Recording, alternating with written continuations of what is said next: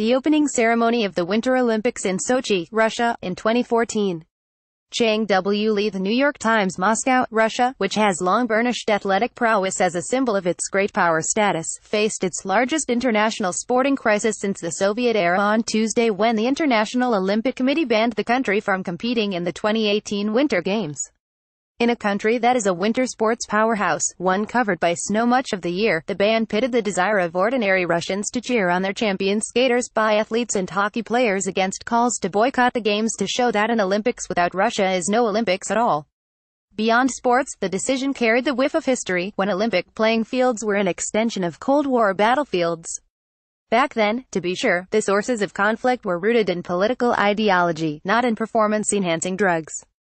A number of senior Russian politicians and sporting officials demanded that Russia avoid the Winter Games in South Korea entirely, while others thought individual competitors should make the decision.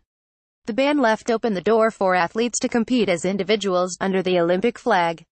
The question now is to participate using this status, or not. Alexei Dernovo, a sports commentator on the Echo of Moscow radio station, said in an interview, "Some people think it's humiliation to participate like this, others that we should, to allow the athletes an opportunity to compete." In Switzerland, Alexander Zhukov, the president of the Russian Olympic Committee, apologized for violations of anti-doping rules that were committed in our country, though Russian officials have been steadfast that the problem was not systemic or sanctioned by the government. Mr. Zhukov was himself suspended on Tuesday. President Vladimir V Putin, the most important voice in the decision, was not heard from immediately. He had previously suggested that competing under anything other than the Russian flag would be humiliating. Russia is expected to appeal. There was also a political facet to it all, especially with Mr. Putin's re-election campaign unrolling next February, as the games take place.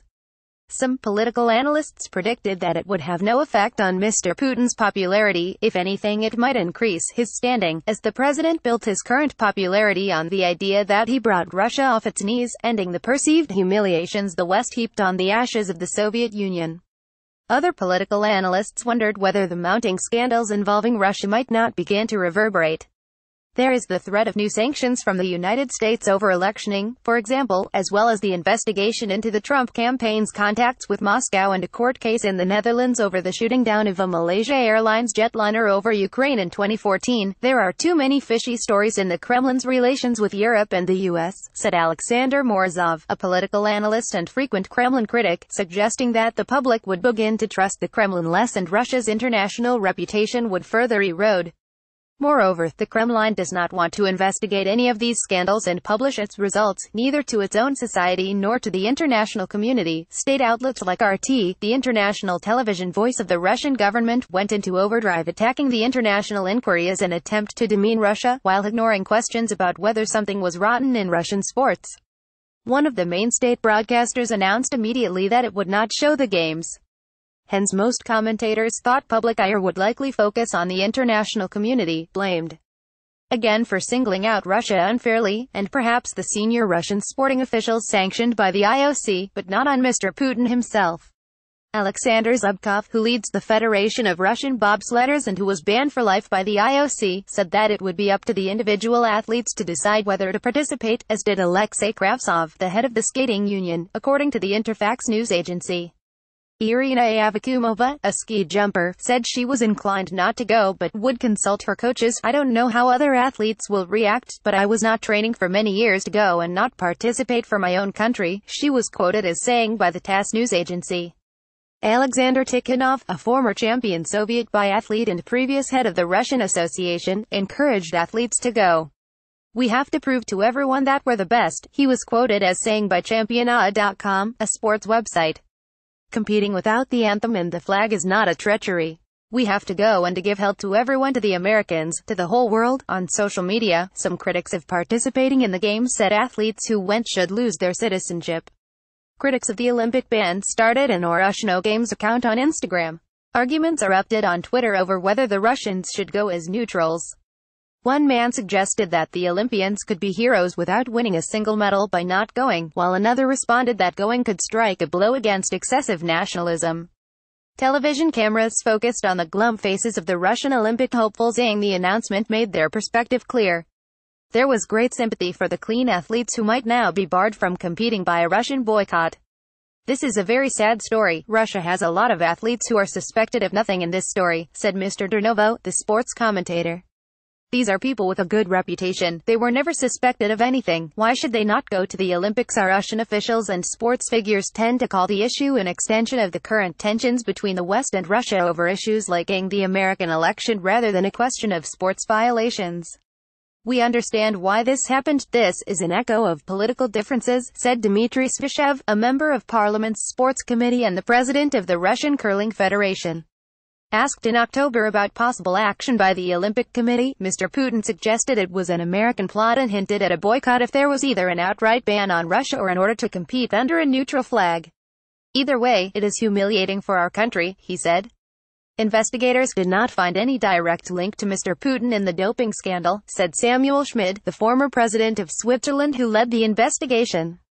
19 Russian athletes competed as neutrals in the World Championships in London last summer, but the Olympics are different. They still resonate internationally as both a sporting and a political event, although the accumulation of scandals has perhaps diminished the global impact of historic matches like the 1972 Soviet victory over the previously undefeated American men's basketball team. A Russian film to be released this month celebrates that victory in a heavily nationalistic manner. The Americans have to be defeated by someone at some point, the coach says. I thought that this should be us. Outside Russia, the current doping scandal seems centered around trying to clean up international sports. Russia, professing its innocence, has been trying to paint the fight as an extension of the Cold War tensions of old, when the United States led a boycott of the 1980 Summer Olympics in Moscow over its invasion of Afghanistan. Almost 70 countries boycotted the Games that summer. Russia retaliated by boycotting the 1984 Summer Olympics in Los Angeles, taking some 14 of its communist bloc allies with it. The Soviet Union initially spurned the Olympics, then turned it into an arena to prove communist achievements. Systemic doping proved part of the formula for some. After the fall of the Berlin Wall, it was revealed that East Germany in particular ran a large state-sponsored doping program involving 10,000 athletes between 1968 and 1988. There were hints along the way. The East German women swimmers did not win a single gold medal at the 1972 Munich Olympics, but claimed 11 of 13 gold medals in Montreal 4 years later. When American swimmers remarked that the East German women were the same size as the men, they were accused of being sore losers. Like the Soviet Union, Mr. Putin invested in the Olympics as a means to burnish Russia's international reputation and his own political fortunes.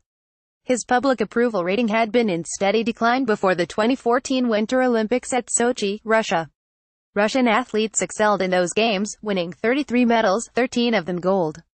A month later, Mr. Putin annexed Crimea and his domestic approval ratings soared to 86% and have barely retreated since. The IOC has now retroactively banned 25 Russians who competed in Sochi for doping offenses, stripping them of 11 medals. Investigations are ongoing. Russia continues to deny many of the allegations raised by Grigory M. Rodchenkov, the whistleblower who fled to the United States in late 2015, blaming him for any doping.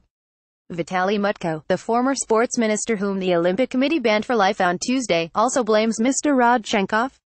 Before the announcement, Mr. Mutko, whom Mr. Putin promoted to deputy prime minister after the scandal erupted, said there was more to athletic life than the Olympics. It is not the end of the world really, he was quoted as saying in an interview with Novaya Gazeta. Everyone must understand the world of sports is not just the Olympic Games. Follow Neil McFarker on Twitter at Neil McFarker. Reporting was contributed by Andrew E. Kramer, Oleg Matsnev, Ivan Neshiparenko and Sofia Kishkovsky.